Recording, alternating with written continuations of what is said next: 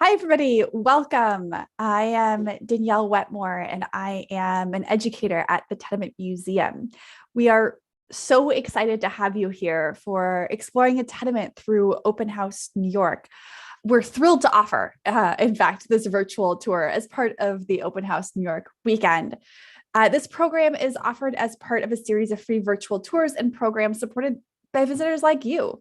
We're also open for in-person building and walking tours 7 days a week out of our visitor center at 103 Orchard Street.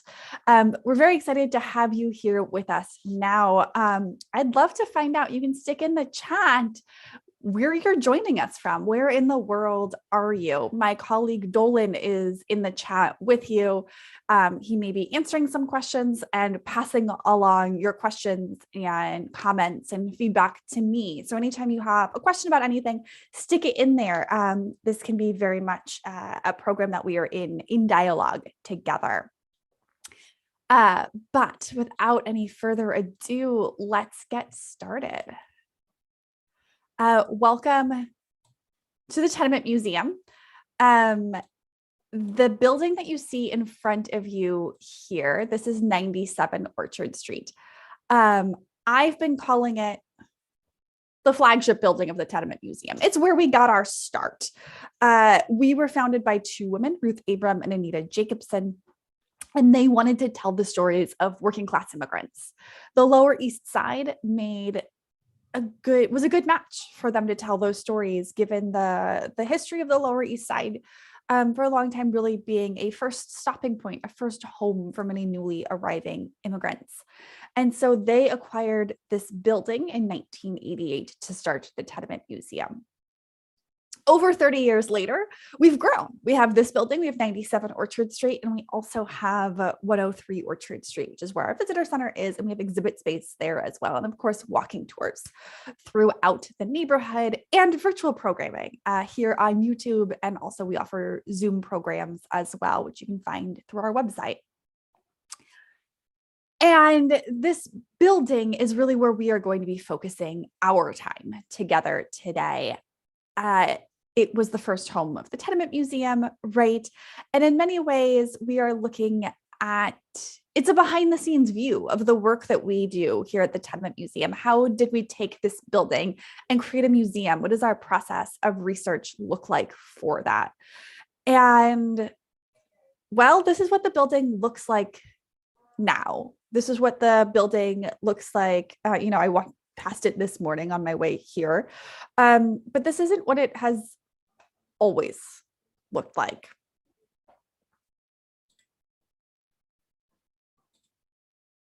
This is a 1980s tax photo of 97 Orchard Street.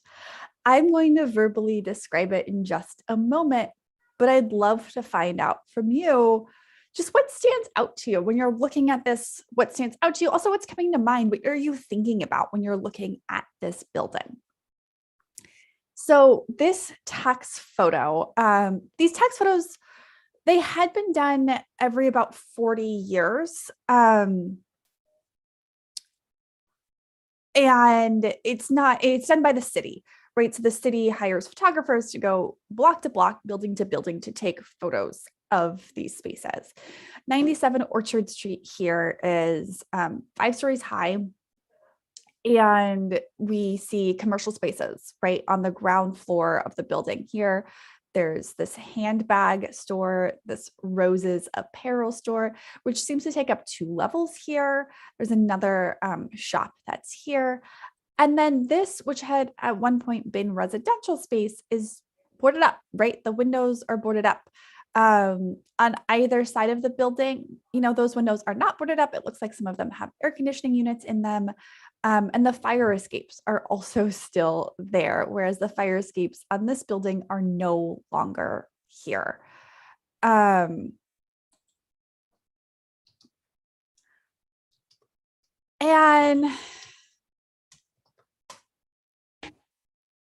there's a lot to consider, right? They're creating, Ruth Abram and Anita Jacobson were creating this as a museum, and they looked at this and there was a lot of work to be done.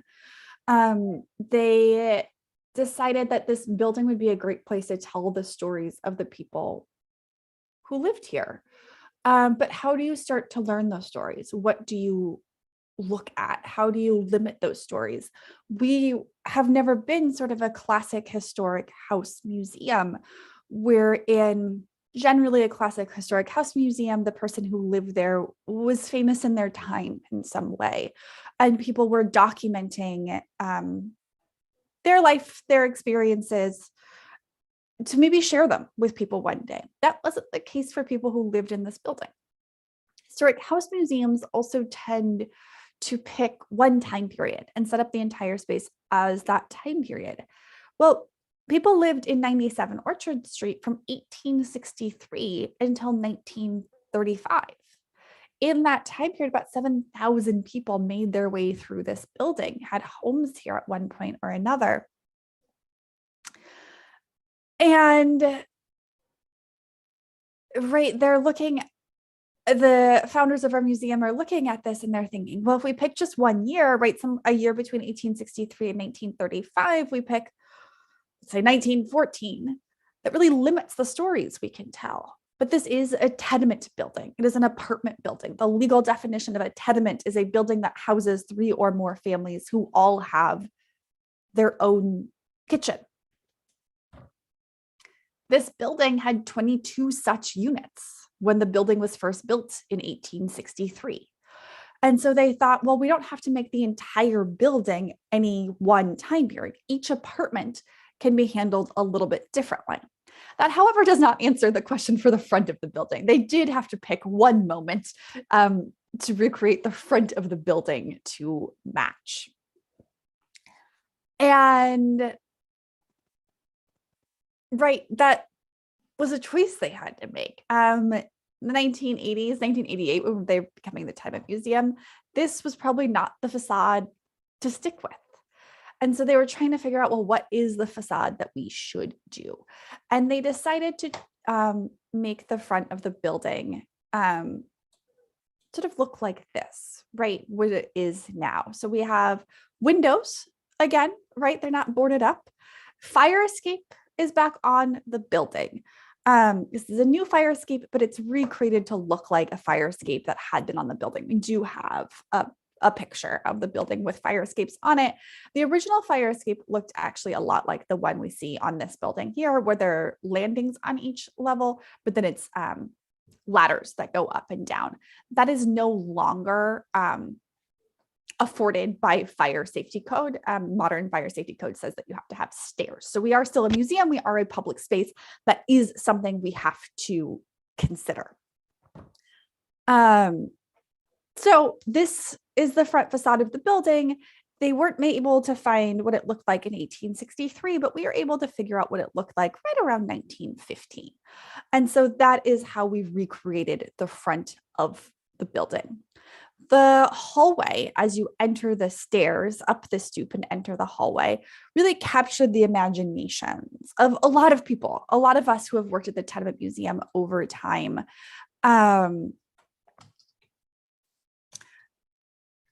And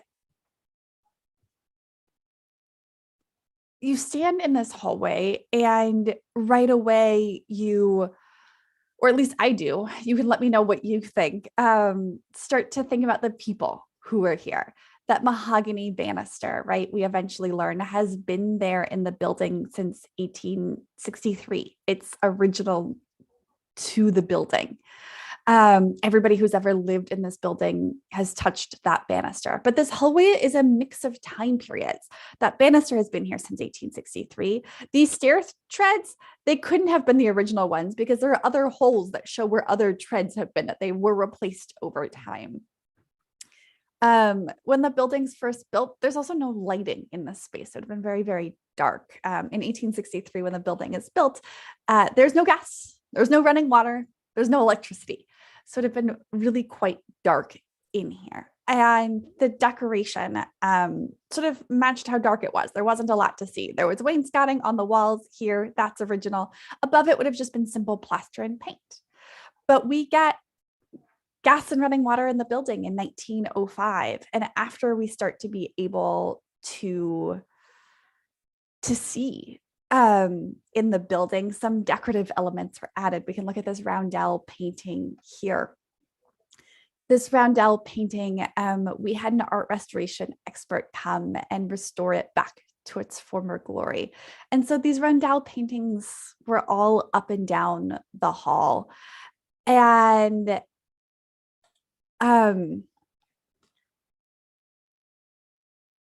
they're these sort of bucolic scenes, a scene that is not one that you see on the streets of New York. So oftentimes we start to think, what did people think when looking at this? Did people like these images? Did they not like them?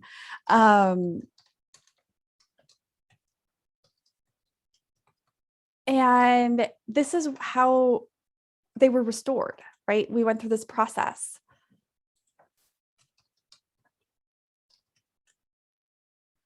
And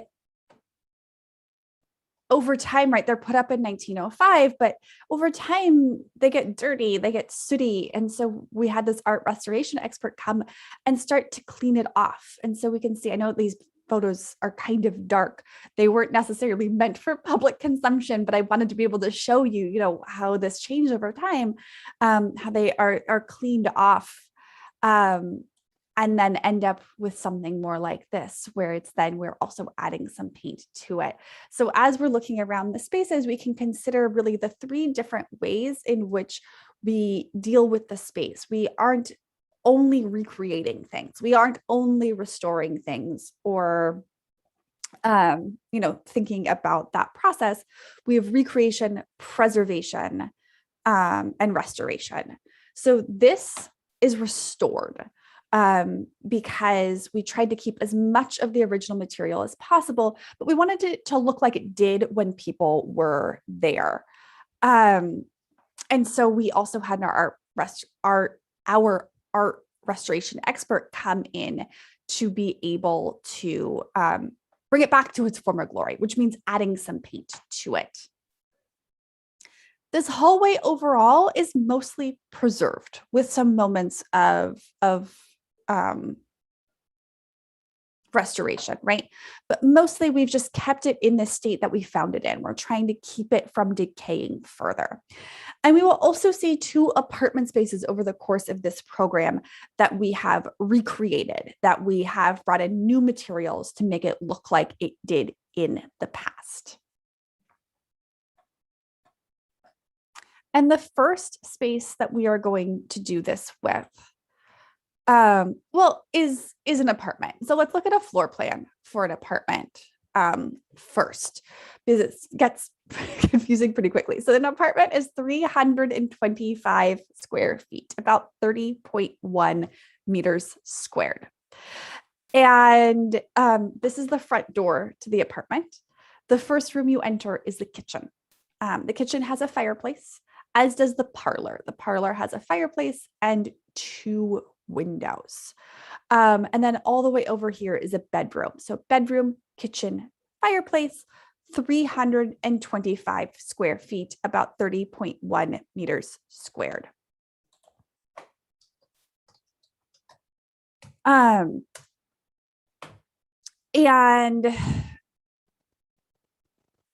this is really what all of the units look like. So when the building's first built in 1863, there's 22 units in the building that follow this. They just mirror each other. But by the time we are becoming the Tenement Museum, people had not lived in the building since 1935, because of a law that was passed in 1935. This 1935 law said that all indoor staircases of tenement buildings had to be built out of non-flammable material. That mahogany staircase in this photo here is flammable. And that was an expensive thing to undertake. And so in 1935, the landlord of this building declares it unfit to be lived in. And everybody has to move out. And no one ever lives in the building again. So from 1935 to 1988, what happens to the space over time is that it falls into disrepair. The commercial spaces on the ground floor of the building continued to operate all the way up until we became the Tenement Museum in 1988. But these residential spaces were just left here, and they fell into pretty serious disrepair. And we worked with a man named Kevin Groves. He's our restoration carpenter, to help figure out what to do with this space. How do we take a space from this, where this image on the left shows a boarded over fireplace. We can see the stovepipe here, layers of chipping and crackled paint, some shelving here, plaster crumbling off the ceiling. We see some exposed lath on the ceiling. This picture on the right shows a doorway and a window. The window is missing 3 panes of glass. The bottom is out of its tracks. We see more plaster crumbling, more lath peeking through. So what do we do with this? Well, Kevin Groves, I had the honor of interviewing him, and he will share with us sort of this process. He goes over a lot of information. I will go over it again, but please, please, please, at any point, if you have any questions, stick them in the chat, and Dolan will be sure to pass them along to me. This is Kevin Groves. We would just check it, make sure everything is stabilized and locked right where it is. You're not looking at putting it back. You want to leave it at the height it's dropped to, and then work from there and make it, sort of build it in that it looks, you know, it's preserved. We want to use as much as what's there as we can. The next stage would be removing anything loose. We use a series of scrapers, vacuums. You want to completely clean it out. And then it's a rebuilding process with the plaster. The different layers of plaster bring up the walls to what we think they should be. The lath is applied with a gap in it. I could just show you with about the thickness of a pen, that it would fit between 2 pieces. The reason for that space is that's called keying, like a key in a door. Keying is when you take your plaster, and you run it up the wall on a trowel, and it hits the wall and it goes over that lath and grabs on. That's called the keying. The horsehair only goes in the undercoat. And basically, I took the horsehair with shears, and my daughter she still has horses today. We waited till spring and we shaved them. The whole building smelled like horses. It was great. People loved it. We would cut it down to little pieces, maybe 2.5 to 2 inches long.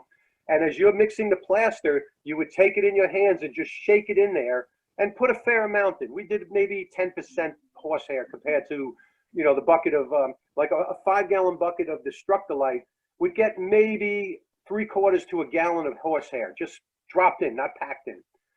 And in theory, it was supposed to make it stronger. The horsehair acted like a binder. Okay, so that's a lot of information from Kevin Groves, but we can go back to this image, right? So everything's falling apart. So Kevin Groves says the first thing that's important to do is to make sure that it's safe to be in this. So take off the things that need to be taken out, stabilize the things that can be stabilized. And there's a whole process to go through that. But while they're doing that, while they're taking out the things that can be taken out, you're also looking at it, you're studying it to see what can these things that we're removing tell us about the people who have been here over time. So looking at the floors is an interesting place for us to start. The top layers of flooring were layers of linoleum. Here are 3 layers of linoleum that we found, and we can see them, you know, in different styles. And linoleum was a very popular floor covering in the 19 teens and 20s. It was advertised as the rug you could mop. And so sometimes a rug pattern was very common, or often it was, and that's sort of more what this one in the middle looks like, as this floral pattern with, you know, a ring around the edge that looks sort of more traditionally rug-like.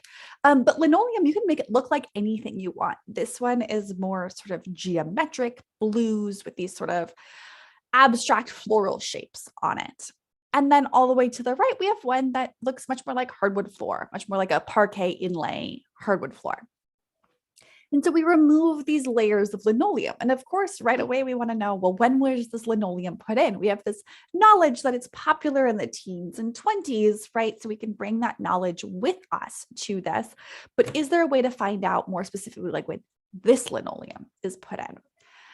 And in some ways, yes, that this here underneath the linoleum, they put newspaper in to offer padding between the linoleum and the hardwood floor. And whoops, I zoomed in the wrong direction. Very sorry.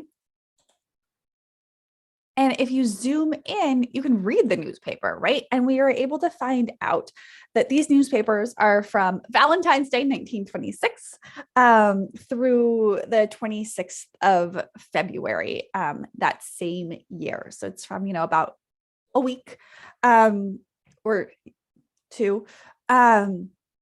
Of 1926. So that tells us, right, that like bottom layer of linoleum was likely put in right around that time. People aren't saving newspaper for years or months on end to then use here. They're using the newspaper that's around and available. It's not today's issue probably because you're still reading that, but then it will go into use here. And so we start to take note of all of this information. I also love looking at like the ads. You can get some new dresses, you get a nice new, I want this hat, in case anybody's wondering.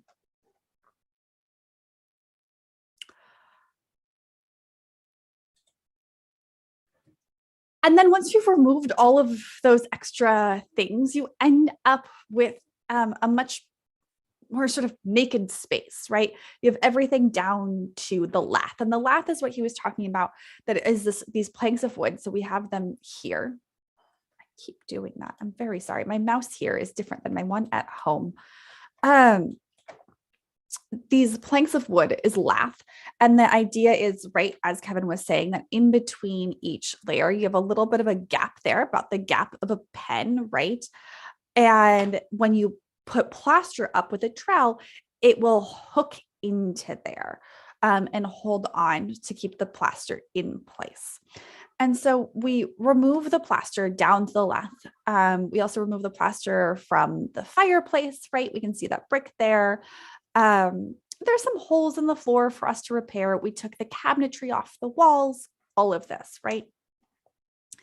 And Kevin said that he collected horsehair from his daughter's horse. So that is that horsehair. This is a younger Kevin doing the work. And this is the trowel with the structolite. So the structolite is plaster mixed with horsehair. The theory was that horsehair would act as a binder to help hold everything in place. And it didn't really. It was an interesting theory. So it really is it's a short period of time when people are doing that. So 1863, when our building is built, that's really part of the practice and the process here is mixing in that horsehair. And so Kevin does that. Kevin mixes in horsehair to the structolite. He says that as he's doing this, the whole place starts to smell like horsehair. And so because of his commitment to doing the work in the same way it was done, we also start to learn about the experience of the people who did this work in 1863. We don't have the names of the people who built this building. We don't have records about them. But now we know that when they were plastering the walls, the whole space smelled like horsehair. We start to get a sensory experience and understanding of those people. This is a closer up view of lath. We can see the plaster keys in here and evidence. This is how we knew it was horsehair plaster. This is a piece of original plaster that when we took it away from the wall has a clump of horsehair in it, right? So we have all of this knowledge that we're collecting and putting to use. We are going to be moving into thinking about like recreation of this space. So of course, any questions, we can come back, but I'd love to hear any questions you have about this process. So this is where we started, right? 1988, the space is falling apart. We tear it all down to those base levels, and then we put it back together with this knowledge. And we are trying to make it look like the home of a family who lived in this building, the Moore family. And so we also start to research them. We know that they lived in the building because the city directory says that Joseph P. Moore lives at House 97 Orchard Street. We also have more records about this family's experience because their daughter dies while they're living in our building. name of deceased Agnes Mary Moore, place of death, 97 Orchard Street. They are an Irish family. The parents came over, the mother came over in 1863, the father in 1865. They meet and they marry here.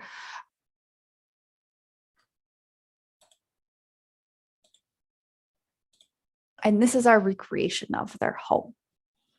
So Kevin Groves helps us with parts of it. We're going to think about that next step on the wall, right? So we have taken the things down, we've down to the lath, we've replastered the walls now, and now we are going to paint them.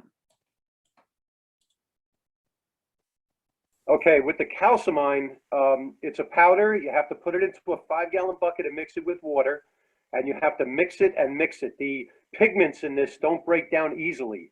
So you could mix it now and then an hour from now and get, like, let's say sky blue, like the Moore apartment. If you notice in the Moore apartment, the wall and the ceiling are 2 different tones. That was chosen off of evidence. So I did the ceiling first, and I had to make sure I had enough mixed that you can't change batches in calcimine. When you do, it changes the color. You'll never get it right. Even if things are weighed, they just don't come out the same. And then you have to apply it in one motion, one direction. If you go backwards, it completely changes it to a dark, dark sky blue to a light blue. Really amazingly difficult to work with.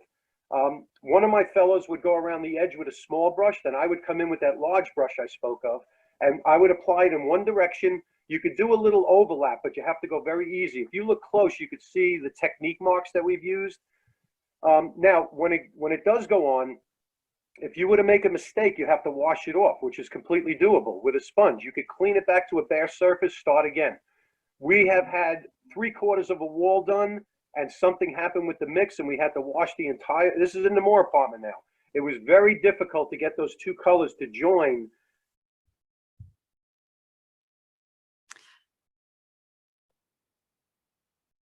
And so here we have this explanation of the painting, right? And so calcimine paint is a chalk-based paint. You mix it in and you mix it to get the color you want. And so Kevin is saying you have to mix a big batch at once because you're only going to get that color once. He's like, even if we weigh out the chalk to the other ingredients, it's just not the same. And so that's part of this process. Another thing is he says, you know, you put it on and you do half the room and all of a sudden some of it is wrong and you have to start over. It is washable. You can wash it off. That was one of the reasons people liked this paint in the 1860s. It was seen as hygienic. But think again how frustrating that is, both for the people who are recreating the space, but also for the people of the past who were doing the painting here. So Kevin works to make the structure, right, the walls in it all be like 1863. So that's the painting of the walls. You can see those technique marks he talks about. Maybe zoom in a bit. And it's just, that means, you know, these sections that you see sort of maybe some brush stroke in it. And we can also see, right, this difference between the lighter ceiling color and the little bit of the darker wall color. And again, this was done on evidence. And when he looked at the space, he saw what color was where and made these choices. Another thing that was done was the faux wood graining. We learned that this was done by hand, and it's faux graining. It's not, you know, there wasn't, you know, they didn't use the fancier wood. They hand grained it in order for make it look fancier. So we did that too. We sent somebody to learn how to do it, and then they did, and they came back and they did it for us. But the furniture and the living spaces of this, that wasn't done by Kevin Groves. That was done by Pamela Keach. She's our curator of furnishings. She comes to this work as an installation artist, a storytelling installation artist. And so this being a place where we wanted to tell stories and we wanted you to walk into a space and feel like that family was living here, she was a good match for us. And she apparently came to us and sort of demanded to work with us, and we said, okay.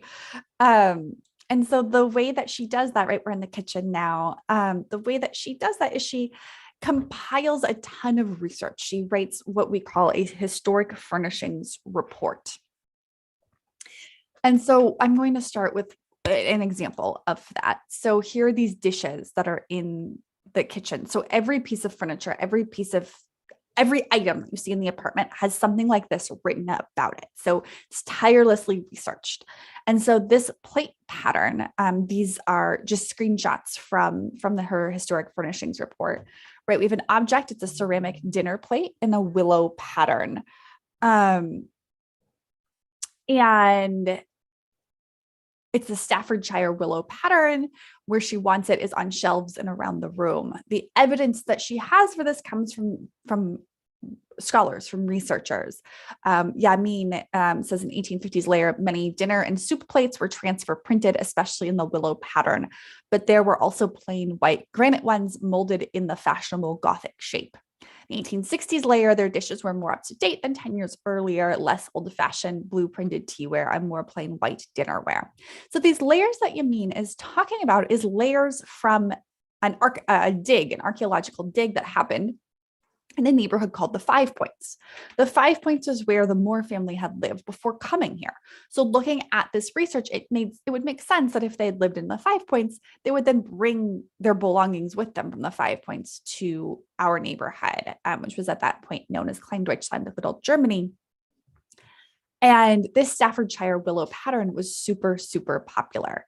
So we don't know for sure that they had these plates, but we have evidence that says that families like them did. Here's just more evidence that we see also from Yamin. Despite impoverished conditions, the Pearl Street households were interested in the latest fashions and table settings, as there were over 100 different types of decorated tea and tablewares. So this evidence about these plates. And then also in thinking about, right, just the storytelling aspect, you walk into this space and she has it set up where you automatically know that this family has a baby, right? We have diapers hanging here and small children. We have children's clothes hanging here.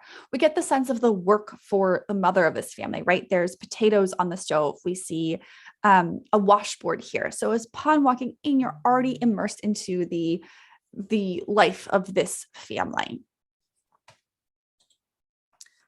This here shows the bedroom, right? I wanted to show you all three rooms, bedroom, kitchen, parlor, totaling in 325 square feet. Still calcimine paint in here. We have a lavender color. The kitchen's more butter yellow color. So these three colors of paint were very, very popular in this period.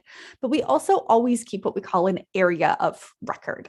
And so we see here where we have that crackly paint coming off the wall, right? And so when we recreate a space, which means we are intervening in a pretty significant way, we always keep an area of record to say, look, we changed this over time.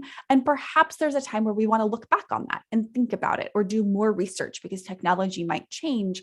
But also it's sort of the signature of saying, look, we intervene here. This isn't original. This is our interpretation of our historic resources about what we think this apartment could have looked like. And so the process of doing this for a family that lived here in 1869 at the beginning of our building's history is a little bit different than the process of doing this for a family that lived here a little bit later on at the end of the building's history in the 1930s during the Great Depression. Just before we transfer into that next story, I just want to thank you again for joining us on this Open House New York virtual tour. We sustain our buildings and tours through support from you all. And so if you're enjoying this program, we'd love for you to help us to share it with others by making a donation. Dolan is going to put a link in the chat to make a donation. We would be ever so grateful. Part of this work, right, we've looked at how much work it is to maintain a building, to tell the stories of families, and we're hoping to continue that work. We are undertaking a stabilization project. We're hoping to be able to open up the 5th floor, so your donations can help us to do that as well, and then we can add that to this exploring tour to think about how were we able to do that. This is an apartment of the Baldizzi family. They also lived in a 3-room apartment. They moved here during the Great Depression in the early 1930s, and they're an Italian immigrant family. But the process of researching them was a little bit different, and I'm going to let Pamela Keach Tell us about it.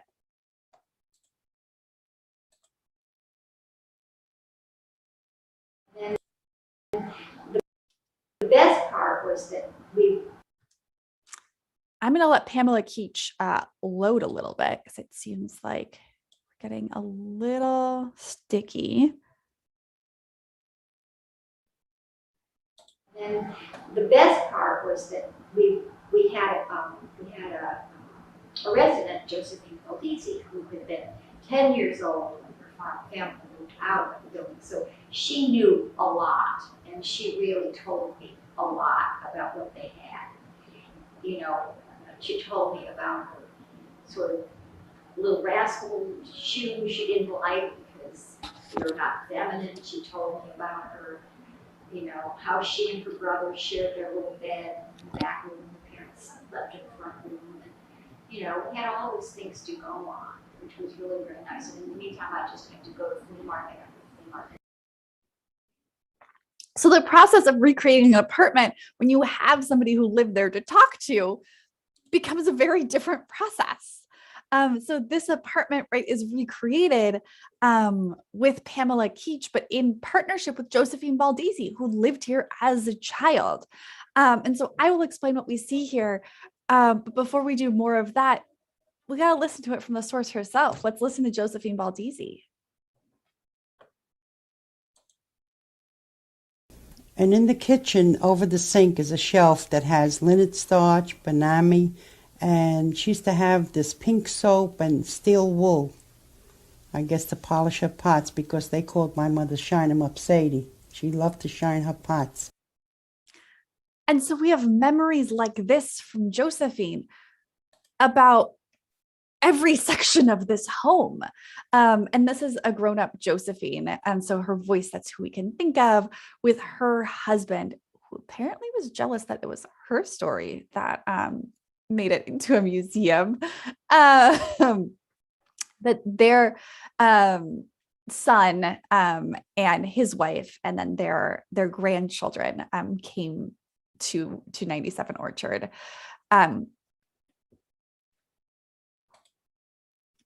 And so as we look around the space, we can see that evidence everywhere.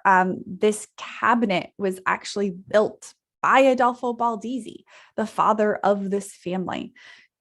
Josephine remembers, right, the different items that needed to be on the sink, but also that they played games around the kitchen table. This is her bedroom that she shared with her brother. She remembers having movie stars on the wall and there being a trunk with her mother's belongings inside. And their bed was folded up against the wall so they'd have space to play, and they'd unfold it at night. And Pamela says that when Josephine first came to look at the space before the grand opening, she walked in and said, "It's far too messy. My mother would have never allowed us to be that messy." Pamela had sort of draped the blankets over the top of this bed, and Josephine said, "No, no, no, that would have never been allowed," and showed Pamela how to very carefully fold them and place them on top of the bed, and that was very important.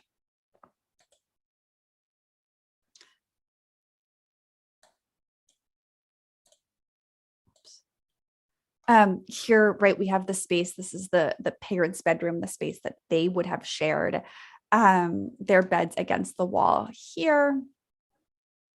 But normally it would have been out. They're a Catholic family, right? We can see that as evidenced throughout the space. Again, Pamela Keach is working with Josephine to put up what is remembered, but also in a way that is giving us a sense of this family's life, their story. Josephine remembers that her father would plant morning glories in the window because her mother was very homesick, and that was something that helped. And so in looking around the space, we learn so much about it, so much about the families who lived here. But when we were taking on this family story, they were one of the very first family stories we told. And Josephine, in some ways, came to us to say that she was interested in her family story being part of the story here. But her family lived on the third floor of this building. And Well, we were a new museum. It was 1988.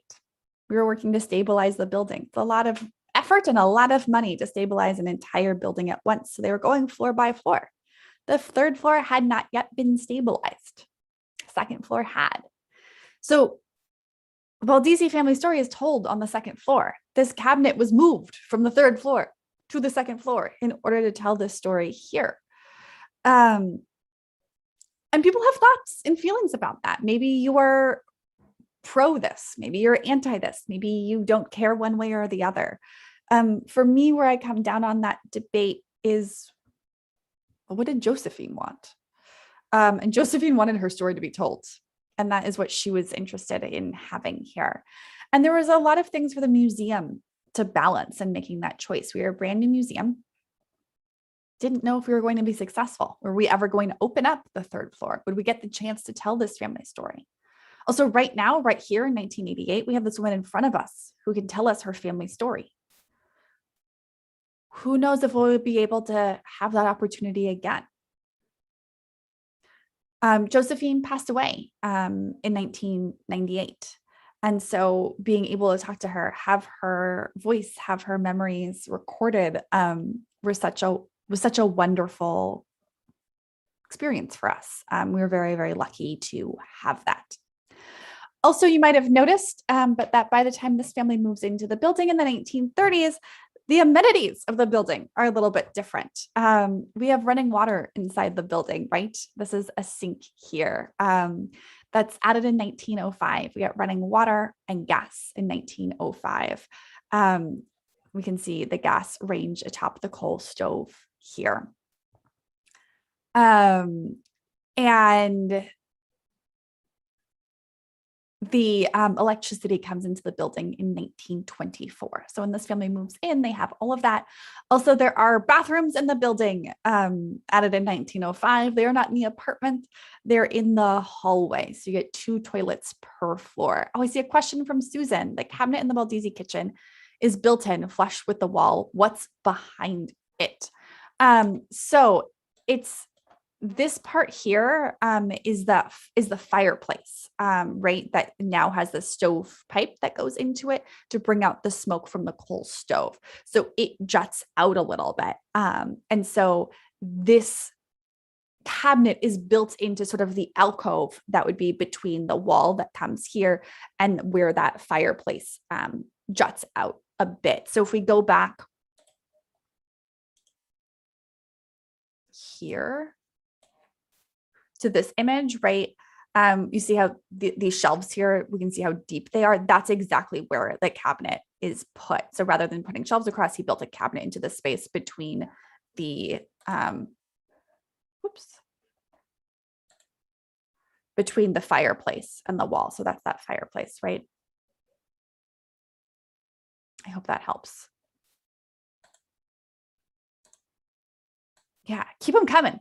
Great questions. I'm actually going to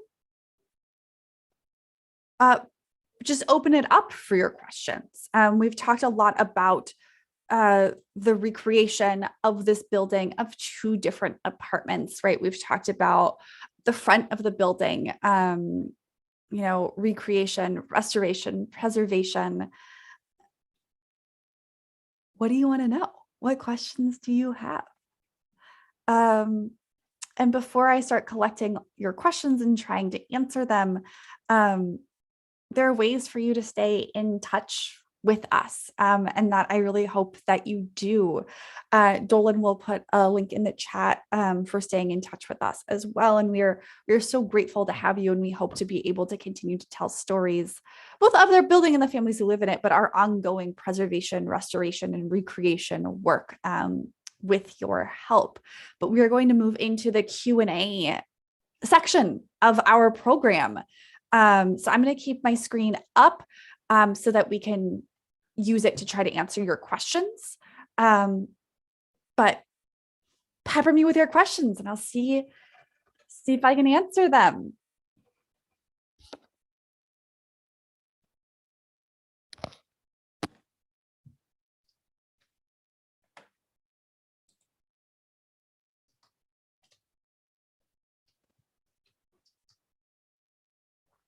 prior to putting bathrooms inside were there outhouses. Where were the outhouses? They were in the rear yard of the building. So this image that we're looking at here is of the front of the building. Just behind the building was a rear yard. Out there were 4 outdoor toilets called privies and 1 water spigot. The water was connected to the Croton Aqueduct. It brought clean, fresh water from upstate down here. So it's good water. It's clean water. And this was a step up. Some families living in New York still were using well water that often wasn't that clean, wasn't that sanitary. And so having the water coming from the Croton Aqueduct was a huge deal, was a boon. And then the rear yard, the privies that were back there, a standard privy is just a hole in the ground that then night soil men would come and dig out the human waste to dump it out in the street or in the East River. But ours were connected to the sewer and they were flushable, not per use, but about once a week. They would be flushed by the janitor or the janitress of the building to move the human waste into the sewer, which still connected to the East River, but helped keep the rear yard cleaner because the waste was only going in one direction. The floor covering in the first apartment living room looked like a cloth rug. Was it a common floor rug or a common floor covering at that time? Yes, absolutely. And so it is a rug, right? It's a hardwood floor. Otherwise, having rugs to make it more cozy, more homey, was common then and now. What's the plan for the restoration of the top floor? What a great question. So for the most part, we've told stories of the people who actually lived in this building, which when we first started was a really exciting thing to do. And it gave us direction that we sort of needed at that time. But as time has gone on, right, as we've passed through these 30 years, telling the stories of only people who lived in this building became a little bit limiting. And so we've decided to expand that. And so let's go here. So this is our city directory, right, for the Moores, showing the yellow highlight is Joseph P. Moore living at 97 Orchard Street. But there's another Joseph Moore listed above him, who's listed as colored. He's a Black man. And we, for a long time, have been sort of looking at these 2 Joseph Moores and seeing the similarities that they had and wondering what their lives looked like, what was similar, what was different, how were their experiences impacted by their identities. And so we are working to restore and recreate the top floor, stabilize it, and then have a space in it where we're able to talk about Joseph Moore and his wife, Rachel, who lived at 17 Lawrence Street, and to really be able to put these 2 families in conversation. It's very possible they didn't know each other, but really giving us another way of looking at these stories. So we're really excited to be able to do that.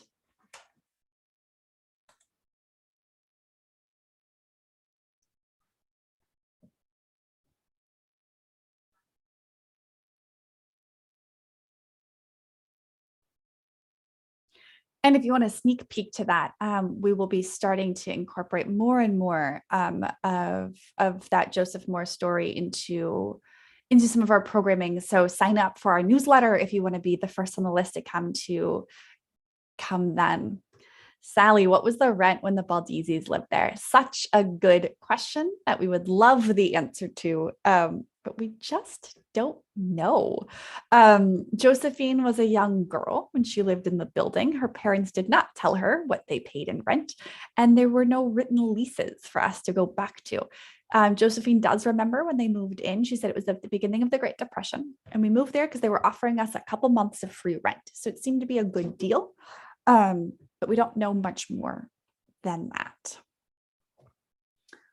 What are you doing with the rear backyard? It's recreated. It's recreated as a rear yard for the early time period with 4 recreated outhouses and a water spigot back there. and you visit it on multiple of our in-person tours. So if you ever want to come check it out, come on by.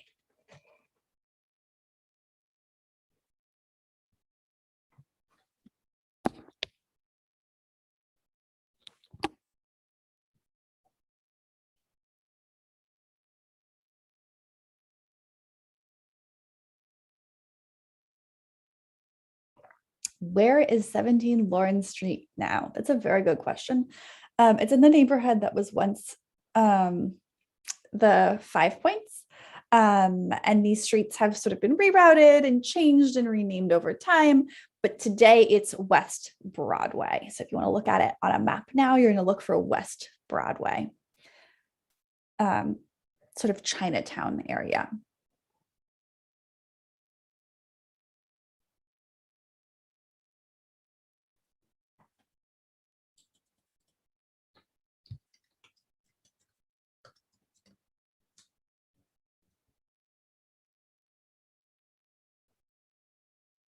I see Naomi says, could say a word about the city directory.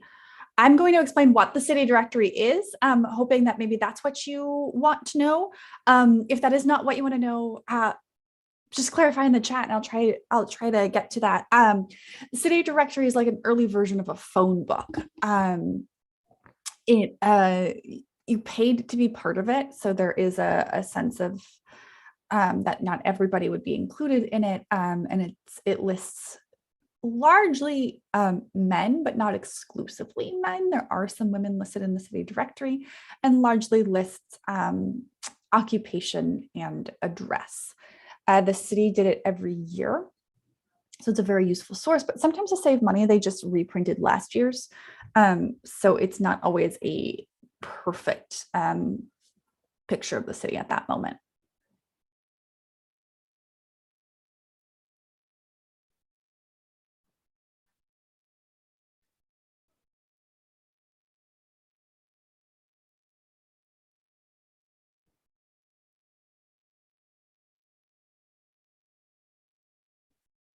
We still have some time for some more questions coming from all of you, but I do want to thank you again for coming, for being part of this. Thank you for Open House New York for including us in this, and continue to invite you to virtual programs.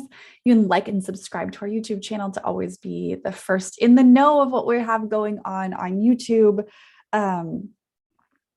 And excited to keep talking to you in person and virtually.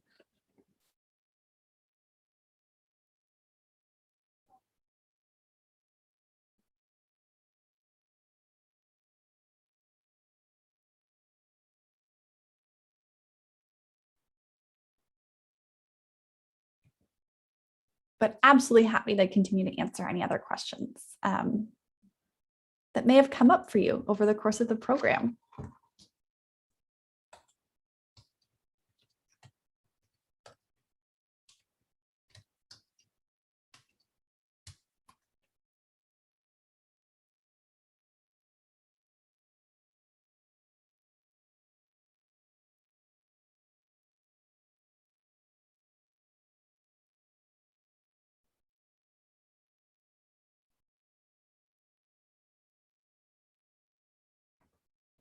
All right, I'm going to share one more time the way in which that you can stay in touch with us, and then just want to thank you all so much for coming. I really enjoyed having you, and I enjoyed your questions. Enjoy the rest of your day. Thank you so much.